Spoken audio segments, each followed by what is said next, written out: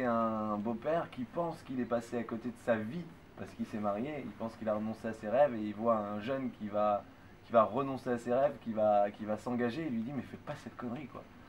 Et ouais, c'est vraiment la question du film, encore plus qu'un beau-père et son gendre qui partent en sucette, c'est est-ce que se ranger, se marier, c'est passer à côté de ses rêves.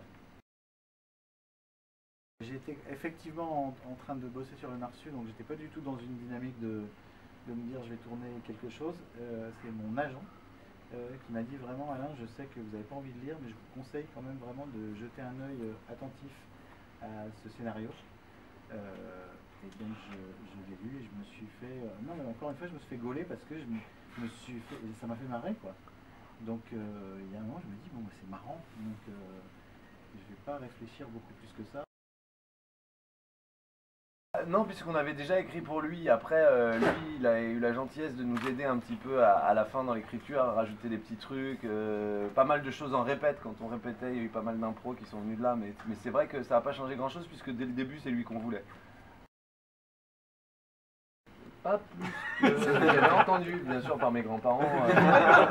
J'avais vu quelques images de Lina, mais ça et l'homme qui a marché sur la Lune, bien sûr, c'était des grands moments de la télé. Ouais. C'était tes cours d'histoire préférés? Voilà. Non, bien sûr, j'étais un grand fan des nuls, évidemment. Évidemment. Ouais, j'étais un grand fan des nuls, j'étais un grand fan de Didier, j'étais un grand fan de La Cité de la Peur, j'étais un grand fan d'Astérix. Donc pour moi c'était une idole. Ouais, moi je connaissais voilà, Max évidemment parce qu'il faisait sur le net et par les chansons et tout ça. Moi j'ai vu tout le bien que j'en pensais et notamment des trucs extrêmement ridicules. Et ça c'est, je veux dire, il faut y aller à fond sinon ça passe pas. Et, voilà. Et Max il a pas peur et moi ça je respecte à fond parce que d'abord ça me fait rire, ça me fait pleurer de rire. C'est pas qu'il a pas peur, c'est qu'il est complètement inconscient. Ah bon okay.